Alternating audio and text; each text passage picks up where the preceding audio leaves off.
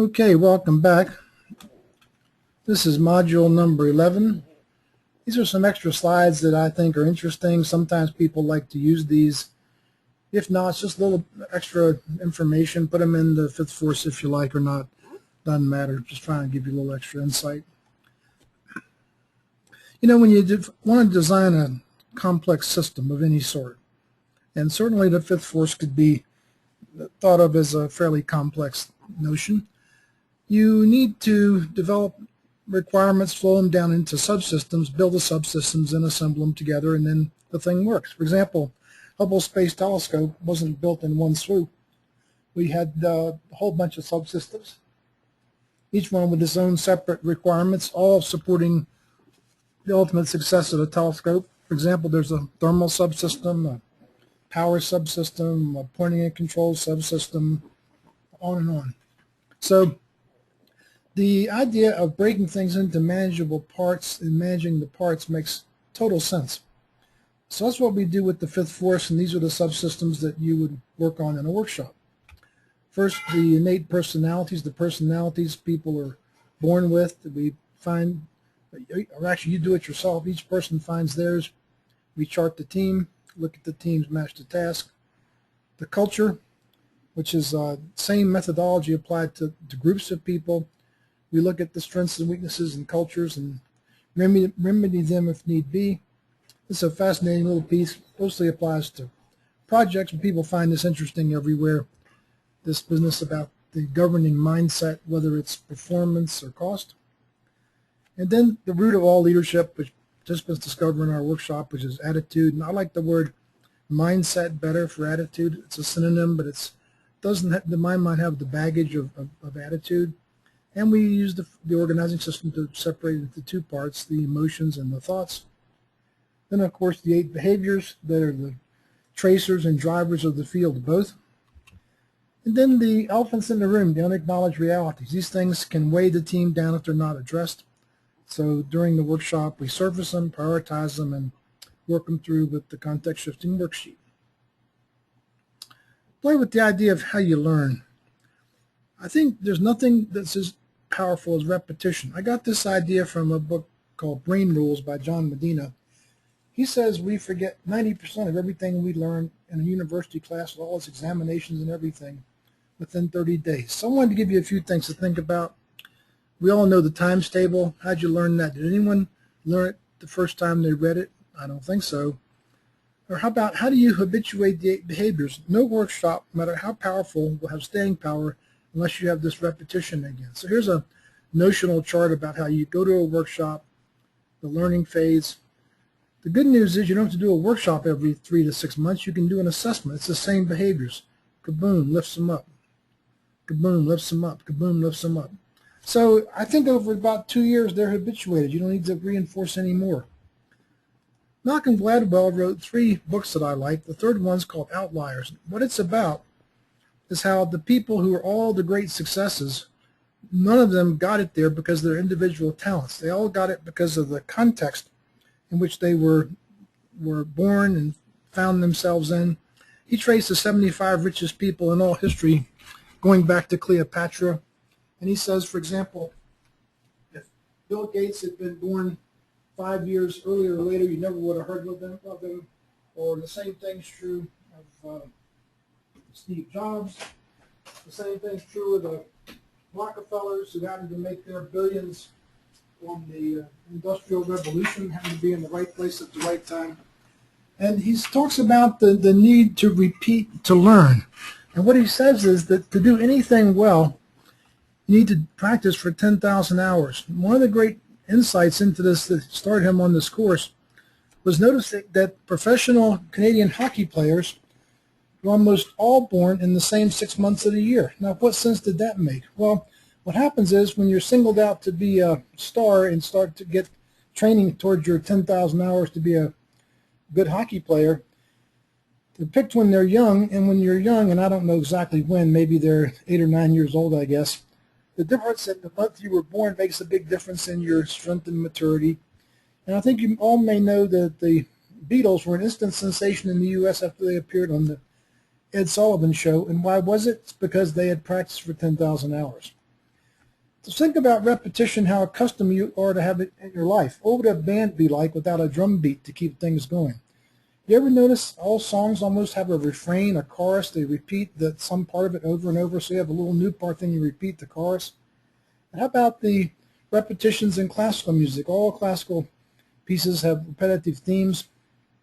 You may be familiar with Beethoven's Fifth Symphony. Dun, dun, dun, dun, dun, dun, dun, dun. That's the repetition that keeps you engaged.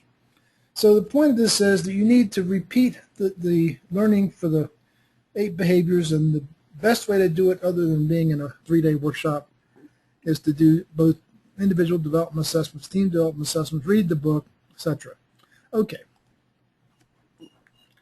I showed you this histogram. Actually, I showed you this curve before. I'd like to give you some idea of how we create it. It's pretty obvious. What we started doing when we had accumulating teams in our database, which is about 70% NASA, 30% commercial. And by the way, there's no difference between them. And so we started to just take and bin the scores in histograms. So what you do is you're counting up the number of teams with the same score, and this might be, I don't remember the binning size exactly, but plus or minus 1%. And then you see a curve emerge. Then you fit the curve, the top of this with a curve, and that's your benchmarking curve. Now you notice here 300 teams, well, there's 1,500 more than that actually in our database today. Why don't we update it? Do you remember I talked earlier about how the teams we'd never measured were slowly moving up? If we kept updating the database, then what would happen with picking out of the same organizations is the curve would be getting tougher and tougher. So we just stopped at 300. It's plenty for the precision we need for this. Now I like to get you to think about the team ranking, not in terms of the numbers, but in terms of the quintile. So what we did is we took this area, this curve, took the area, divided it into 5 equal parts, and I think this is about the precision of the measurement. I could spend a lot of time explaining statistical precision to you, but it probably wouldn't help, and either you know it already or you don't. So I'd like you to think about the fact that if let's say this is a number of 60%. If you go to 65%, and I'm making these up, that is not a change statistically. You have to read some books on statistics to understand this. It has no meaning whatever.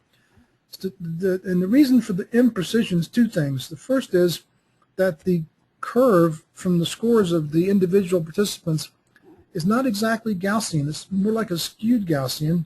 And secondly, the precision is limited by the small numbers. There's a whole thing around small number precision. So to make it simple, just think about the fact if you change the width of a quintile, you've got a real change. Less than that, probably not real. So I'd like to get you to think in terms of these quintiles. I've got a much fancier slide for this in the main presentation. This is an earlier version of what it's like for teams in the bottom quintiles. People are unappreciated. Conflict is everywhere. They feel excluded. It makes them angry. They act it out. Trustworthiness is low. People don't keep agreements. Blind optimism has replaced reality. There's no commitment to anything that matters. Teams full of victims and blamers, and they're disorganized. That's a bottom quintile team. Contrast it with a top quintile team. Mutual respect, good communications, happy collaboration. People feel included. They like being there. They relate authentically. Trustworthiness is high. They have grounded optimism and grounded in reality. They're 100% committed to the team. They don't permit drama, and everybody knows what they're responsible to do. What could be plainer? So there's that.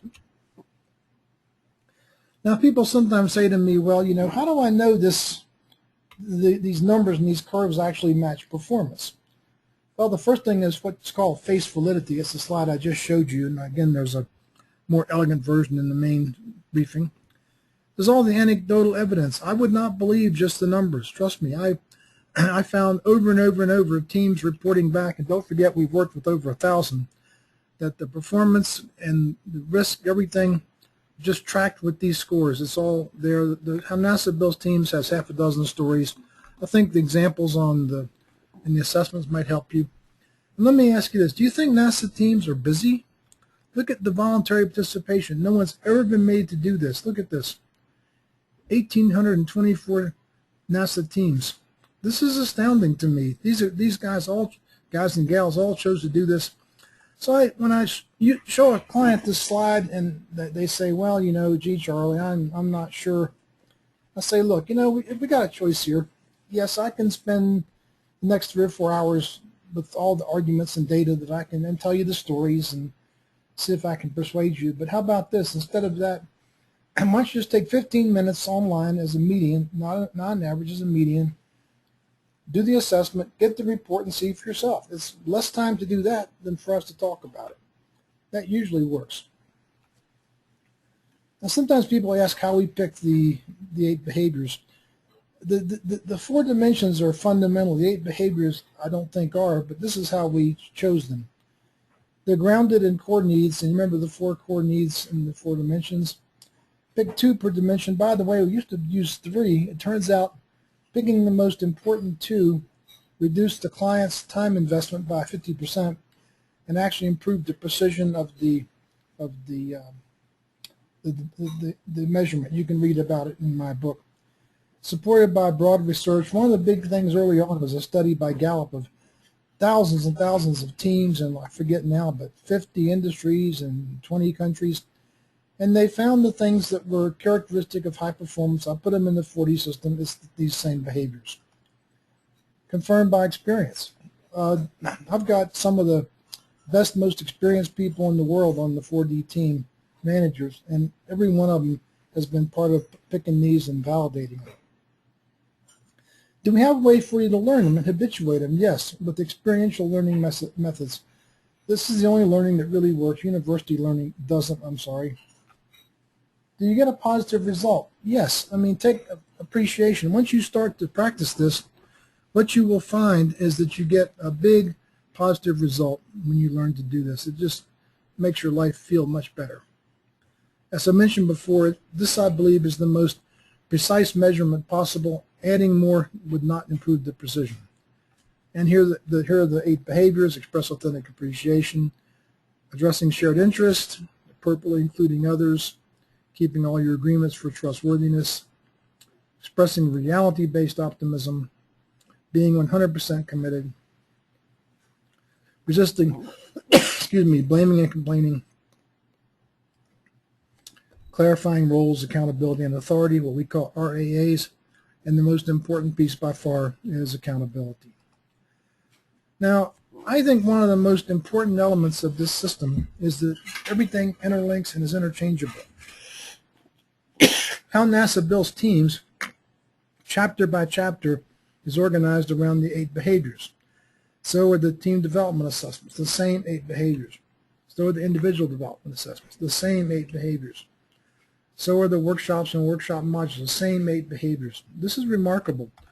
You can do a workshop or not, you can do TDAs or not, you can do IDAs or not, you can read the book or not. You can pick and choose from these, and if you use them all, you get the astounding ROI I showed you in an earlier presentation. There we go. That's that segment. I'm going to talk you through an abbreviated form of appreciation. The reason that's in here is when I do talks for groups, they love to do this appreciation piece as a part of their learning. Thank you for listening, and I'll see you in a few. Take care, and bye-bye.